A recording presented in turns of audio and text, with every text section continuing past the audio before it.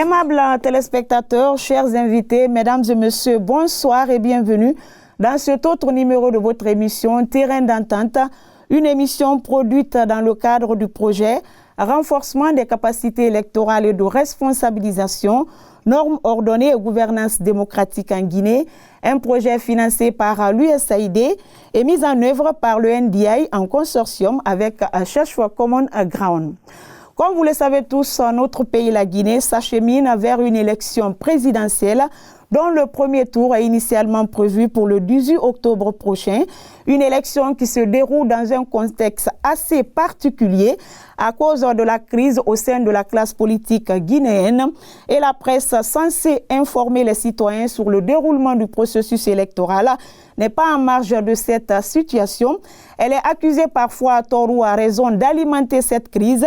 Il sera donc question pour nous dans cette émission de comprendre la responsabilité sociale du journaliste en période électorale. Et pour parler de cette thématique importante, nous recevons sur ce plateau de Terrain d'entente Dr Sekouna Keita. Il est journaliste et ancien commissaire à la HAC, la Haute Autorité de la Communication. Et M. Nimassou Raymond Marie-Augustin, lui, il est consultant, professeur en sociologie des médias à l'Institut supérieur de l'information et de la communication de Kountia. Chers invités, bonsoir. Bonsoir. Nous vous souhaitons donc la bienvenue sur ce plateau. Merci.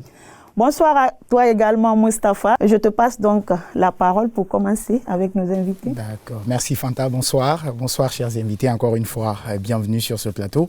Je vais donc commencer par vous, Dr Keita, vous qui êtes journaliste, vous qui avez plus d'une dizaine de carrières dans ce métier, vous avez été commissaire. Aujourd'hui, quel regard portez-vous sur l'exercice du métier de journaliste en République de Guinée? Merci beaucoup de votre invitation.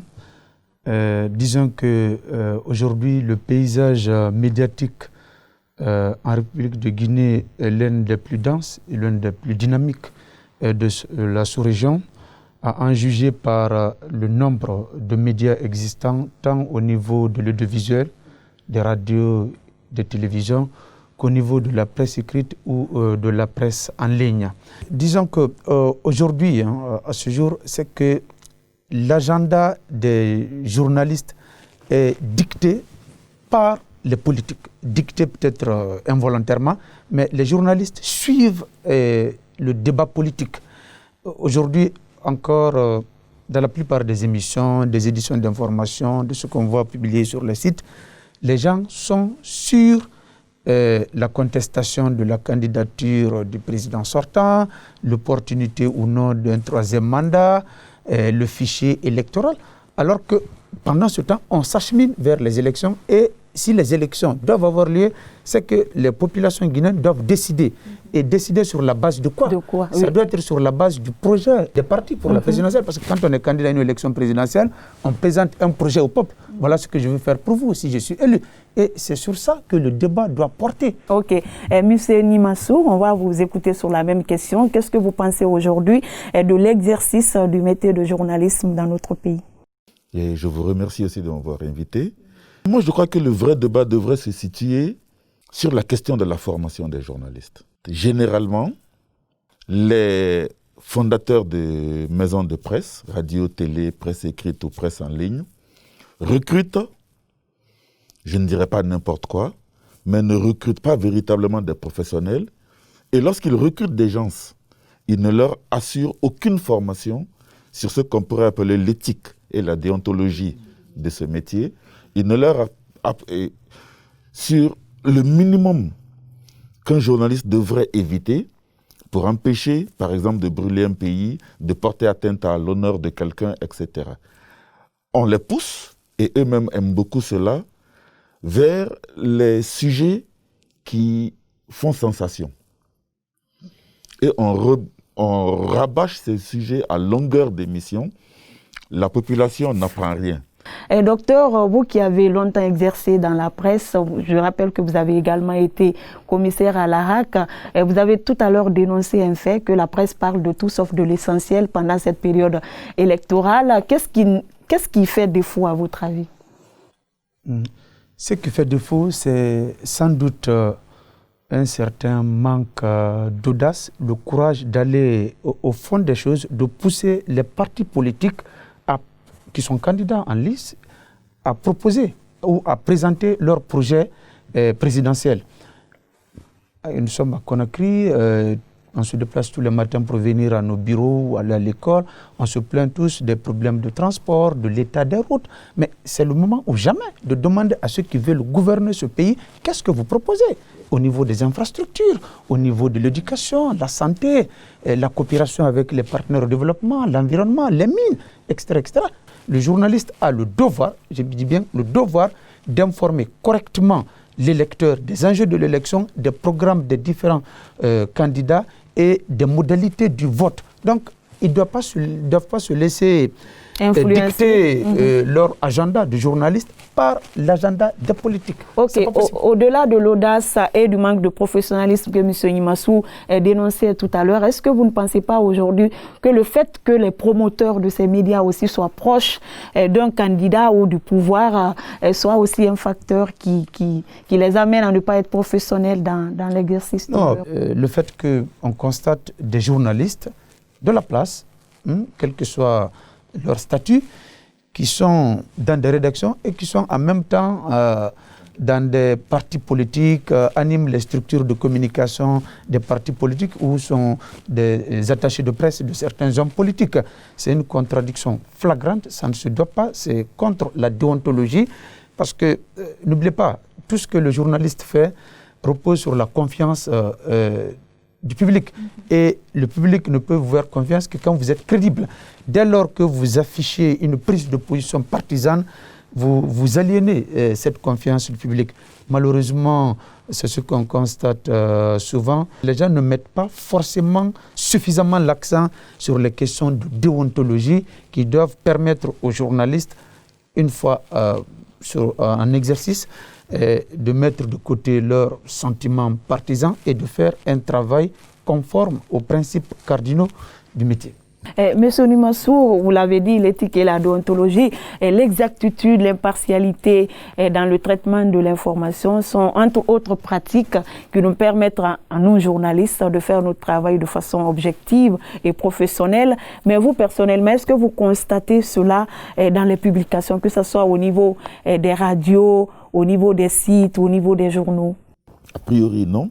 Malheureusement, le plus souvent,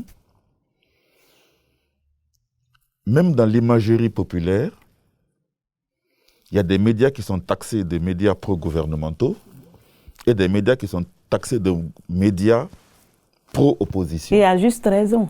À juste raison. Ça veut dire déjà que le problème existe et que le traitement de l'information qui se fait dans ces deux types de médias est toujours favorable à un camp plutôt que d'être un traitement équilibré.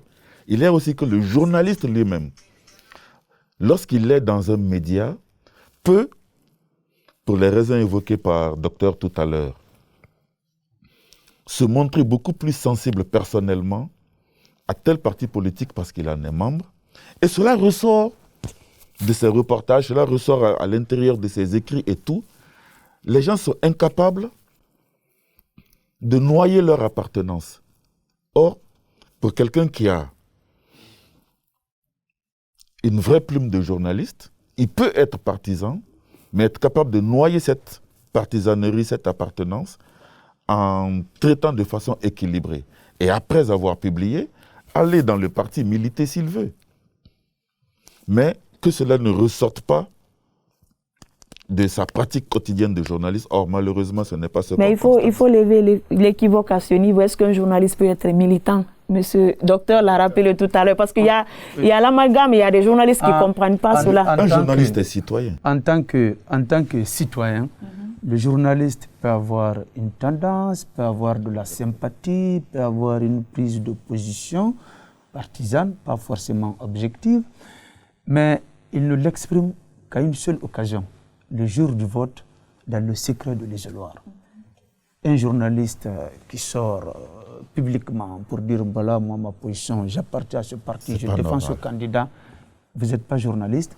Et si vous le faites, vous vous mettez en danger parce qu'on a une période électorale, lorsqu'on parle de la sécurité des journalistes, c'est un des éléments importants, le fait de pouvoir garder cette distance équilibrée d'un côté comme de l'autre, ne pas vous afficher. Sinon, les gens ne vont pas vous considérer comme journaliste, ils vont vous considérer plutôt comme un militant, un membre d'un parti politique, et donc leur réaction peut être hostile. Pour aller plus en détail, dans le traitement des informations, des discours qui peuvent avoir de l'impact sur la paix, la cohésion sociale, justement. Notamment les discours des leaders politiques. Surtout en cette période électorale, quel devrait être le rôle du journaliste? Ça appelle à la responsabilité sociale du journaliste. Vous savez que tout ce que vous dites, tout ce que vous publiez peut avoir un impact plus ou moins grave. En fonction du contexte, de la situation, vous décidez de ce qu'il faut publier et de ce qu'il ne faut pas publier. Parce que c'est comme même notre constitution ou la liberté de la presse qui consacre vraiment la liberté des médias en Guinée, mais une limite là. Tout ce qui porte atteinte à l'unité nationale, à la cohésion des communautés, compromet la sécurité publique, vous devez éviter de relayer ces informations. Ok, M. Nimassou, vous qui êtes professeur en sociologie des médias, parlant de la responsabilité sociale du journaliste, qu'est-ce qu'on peut retenir en termes plus? Je crois qu'on peut retenir la même chose que ce que le docteur vient de dire. En fait, le journaliste est le garant d'un droit fondamental, le droit à l'information. Il est véritablement, même si l'information ne lui appartient pas, parce que l'information n'appartient ni aux autorités, ni aux journalistes qui les divulguent ou qui les diffusent. L'information appartient au peuple. Mais cette information existe quelque part, il faut aller la chercher pour la diffuser. Le journaliste est celui qui permet à ce droit fondamental de s'exercer. Mais ça ne veut pas dire que ce journaliste a le droit de dire tout et n'importe quoi et à n'importe quel moment. Ce droit qu'il est en train d'exercer au nom du peuple, il doit l'exercer avec mesure. Il doit toujours tenir compte de la culture du milieu dans lequel il est, de la sensibilité de l'époque à laquelle il appartient, pour dire certaines choses ou décider de ne pas les révéler. Ce n'est pas parce que ce que je veux dire est la vérité que je peux la dire, puisque j'exerce le droit d'informer les gens. Non. Si cette vérité-là met en péril la vie de la nation, si elle met en péril la coexistence entre nos différentes communautés, ou même si elle touche à l'honneur d'un individu, vous devez faire très attention. Ok. Chers invités, mesdames et messieurs, nous allons donc marquer une pause, histoire d'aller à la rencontre de certains professionnels dans ce domaine pour nous donner leur compréhension par rapport à leurs responsabilités pendant cette période électorale. Je vous invite donc à suivre ce micro-trottoir et on se retrouve juste après. En période électorale, il est conçu aux journalistes d'observer la stricte neutralité. La stricte neutralité, ça s'entend par le fait que le journaliste doit traiter les candidats de façon équitable. S'il y a 10 candidats, les journalistes doivent être en mesure, à travers tout ce qu'il va faire en matière d'information, de traiter ces candidats sur le même pied d'égalité. C'est-à-dire, si c'est un reportage qui est fait par un candidat X, il faut faire le même reportage pour le candidat Y. Si c'est 5 minutes, donner à chaque candidat un temps équitable. L'autre responsabilité du journaliste en période électorale, cette responsabilité, elle est civique. Nous, en tant que journalistes en période électorale, nous devons donner des informations aux citoyens sur comment voter, où ils peuvent aller voter, quel est l'enjeu et quelle est l'importance de ces votes. Nous allons à une élection présidentielle. En tant que journalistes, nous devons être capables de présenter aux Guinéens qui doivent aller aux urnes les différents candidats. Ils sont 12. Nous devons être capables de dire aux citoyens, voilà, nous avons 12 candidats, voici le programme que chaque candidat présente. Nous, journalistes, nous sommes appelés à apporter notre contribution dans la consolidation de la paix, de la quiétude sociale et de l'unité nationale, surtout en ces moments aussi sensibles qui ne sont rien autre que ces élections présidentielles. Nous, journalistes, nous sommes interpellés pour une couverture beaucoup plus responsable et professionnelle. C'est seulement, je dis bien, seulement avec cela que nous pouvons gagner ce pari. Ce pari, ce n'est rien autre que contribuer et de façon efficace à l'apaisement, à la quiétude sociale en cette période électorale. Comme vous le savez, en période électorale, il se trouve que le moment est très sensible. Toute l'information que le journaliste donne est très sensible et derrière les écrans, derrière les radios et devant les écrits que nous faisons dans les journaux, les auditeurs, les téléspectateurs ou les lecteurs nous suivent de plus près. Donc nous devons avoir en tête que nous sommes en train de traiter des informations à un moment très sensible et faire attention donc à ce que ces informations soient vraies, soient vérifiées, n'est-ce pas, pour ne pas créer des situations, n'est-ce pas, à la sortie des élections. Notre responsabilité s'étend non seulement avant, pendant, mais aussi après les élections. Moi, je pense qu'en période électorale, pendant et après les élections, le journaliste doit être neutre, doit donner des informations qui ne doivent pas inciter les troubles, qui ne doivent pas inciter la violence. Et surtout, ne pas être avec des candidats souvent qui font leur propagande dans les lieux de culte. Donc, chose qui n'est pas normale, ils doivent respecter l'éthique et la déontologie du métier. Retour donc sur ce plateau, chers téléspectateurs. Je vous rappelle que vous suivez toujours votre émission Terrain d'entente. Et aujourd'hui, on s'intéresse à la responsabilité sociale du journaliste en période électorale. Et pour parler de cette thématique importante, nous recevons sur ce plateau Dr Sekouna Keita. Il est journaliste et ancien commissaire à la RAC. Et M. Nimassou Raymond Marie-Augustin, consultant, professeur en sociologie des médias à l'Institut supérieur de l'information et de la communication de Kountia. Et Moustapha, on vient donc de suivre ce micro-trottoir. Oui, où certains confrères se sont exprimés sur la responsabilité du journaliste en période électorale. Je vais donc aller avec vous, M. Nimassou. Quelle est votre réaction sur ce que vous venez de voir?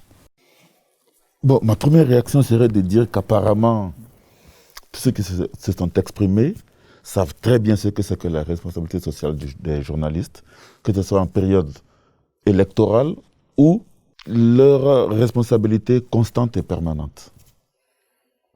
Reste à savoir qu'est-ce qu'ils en font. Je crois que c'est ça la grande question, qui ne peut pas ressortir de ce micro-trottoir, mais qui ne peut ressortir que de l'analyse que nous faisons de ce qui est publié, de ce qui est diffusé.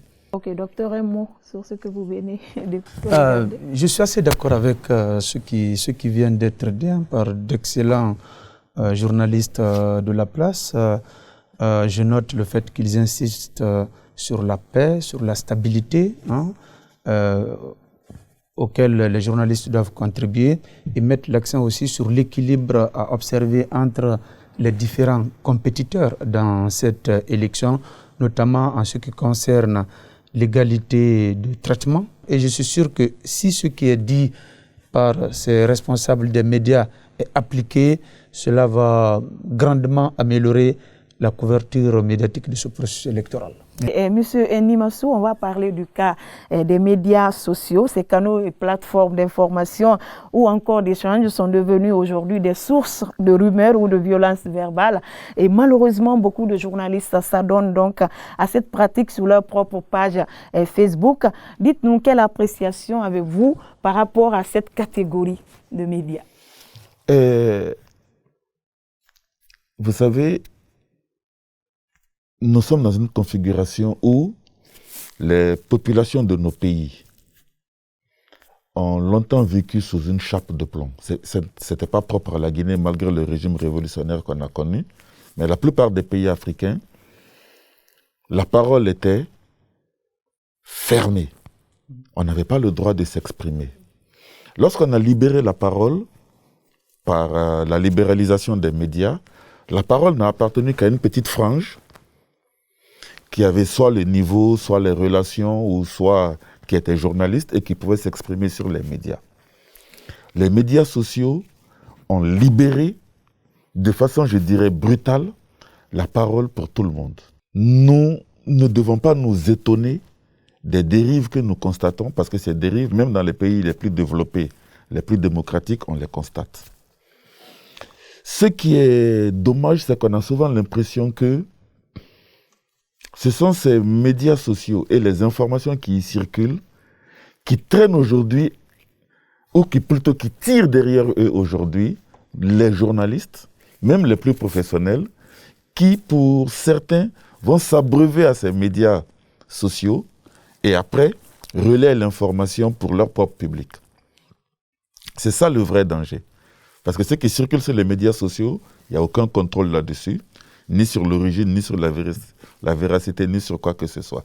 Mais malheureusement, beaucoup de nos journalistes vont s'informer là. Parce que c'est plus commode, c'est moins contraignant. Et souvent, c'est sur ces réseaux sociaux que même les dirigeants politiques ou les responsables des partis politiques de l'opposition se lâchent. Et une fois qu'ils se sont lâchés là, beaucoup de journalistes... Pas que de l'opposition.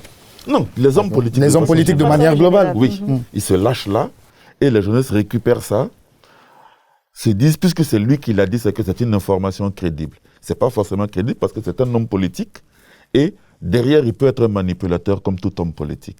Oui, il y a certains journalistes qui n'hésitent pas aujourd'hui à s'afficher avec des hommes politiques, avec des formations politiques et qui vont d'ailleurs jusqu'à prendre position sur leur compte personnel. Il y a d'autres sur leur propre page, notamment sur Facebook. Vous qui êtes journaliste, que pensez-vous de ces comportements ?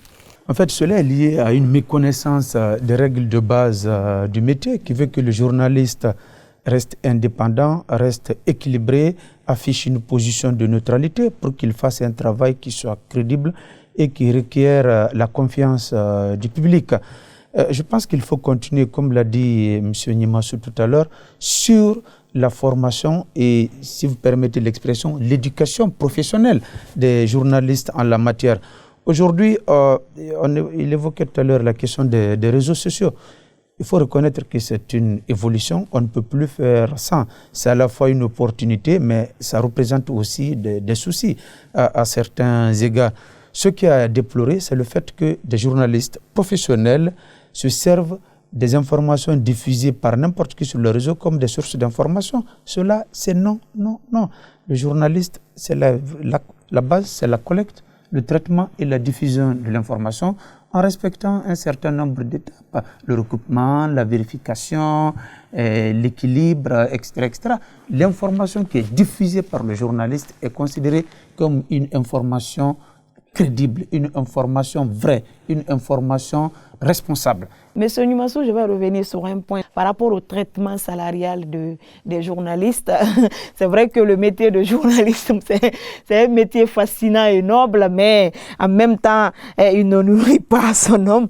Est-ce que ce problème est lié au traitement salarial, ce mauvais traitement, est-ce que cela n'est pas un peu, à la base de ces dérives ou de ces manquements que nous constatons aujourd'hui? La question salariale est une question extrêmement sensible. Vous ne pouvez pas demander à un adulte qui travaille pour vous de travailler pendant un mois. Il a parfois une famille à nourrir, mais même s'il n'en a pas, et vous le payez 400 000, 500 000, parfois rien. Or, c'est un métier où les tentations sont nombreuses parce qu'ils vont rencontrer des gens qui ont de gros moyens, mais qui ont besoin qu'il y ait des entités ou des individus qui fassent leur promotion. Ils résisteront difficilement. Au Bénin, on dit qu'on ne dit pas à celui qui a faim, le repas est prêt, laisse-le refroidir avant de le manger. Il vous dira, laissez-le refroidir dans mon ventre. Il n'attendra pas. Il faut que, comme le docteur l'a évoqué, un certain nombre d'organismes se mettent ensemble pour discuter véritablement de l'exercice du journaliste dans notre pays, depuis la formation jusqu'au traitement salarial. Ok. Cherche for Common Ground, comme vous savez, organise la synergie des médias à chaque élection. Est-ce que vous avez des recommandations à ce niveau par rapport à la couverture de façon professionnelle de ces élections par les journalistes? Je pense que l'une des valeurs ajoutées de la couverture médiatique des élections qu'on a connues dans notre pays ces dernières années, c'est vraiment la synergie des médias. C'est une expérience extraordinaire. Moi, j'ai adoré ces synergies-là chaque fois que c'est organisé. Et je souhaite qu'à l'occasion de la prochaine élection présidentielle, cette synergie fasse mieux, notamment peut-être en faisant entendre davantage les citoyens lambda. Moi, je vais entendre le paysan, y compris en langue nationale, même s'il faut traduire, parce que ça suppose des efforts. Il faut donner la parole, parce que la synergie, généralement, commence la veille ou l'avant-veille, et ça va 2 jours après l'élection. Je pense aussi qu'il faut permettre aux sans-voix de pouvoir s'exprimer à l'occasion de ces synergies qui sont très écoutées, très suivies et qui, avec le développement des technologies, seront encore davantage suivies cette année. Oui, vous avez enseigné aujourd'hui beaucoup de journalistes, certains sont vos étudiants, d'autres sont vos collaborateurs aujourd'hui. Quel message avez-vous à lancer à ces hommes de presse? Le premier message, c'est qu'ils doivent comprendre qu'ils font un métier très noble, que beaucoup envient, mais c'est un métier extrêmement fragile. Je le compare parfois à l'enseignement. Nous avons dans l'enseignement aujourd'hui un peu tout et n'importe quoi qui vient enseigner parce qu'il y a un salaire, mais être enseignant, ce n'est pas quelque chose que l'on fait parce qu'on a besoin d'argent. On devrait avoir un niveau minimal pour enseigner là où on veut enseigner, mais on devrait aimer le faire. Être journaliste aussi, il faut aimer le faire avant d'y chercher de l'argent. C'est la première des choses. La deuxième des choses, on dit qu'un bon balayeur doit balayer tellement bien qu'on a l'impression qu'il a ciré le sol qu'il a balayé.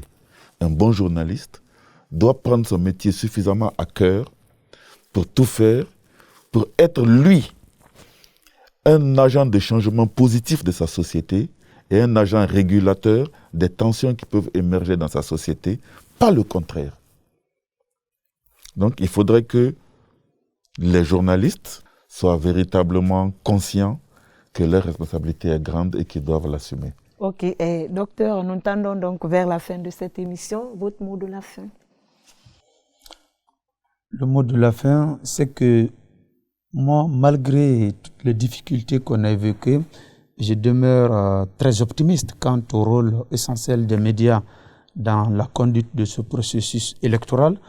Ça fait quand même plusieurs élections, plusieurs scrutins que les médias couvrent depuis le début du processus de démocratisation de la Guinée en 1990. Les premières élections présidentielles ayant eu lieu en 1993. Et je pense qu'avec l'expérience et avec des journalistes talentueux, parce qu'il faut le reconnaître, il y en a des journalistes extrêmement talentueux, professionnels, qui font un travail correct, honnête.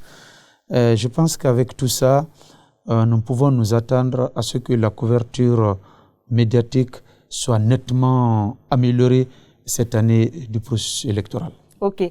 Nous espérons que ces messages vont tomber dans des oreilles attentives.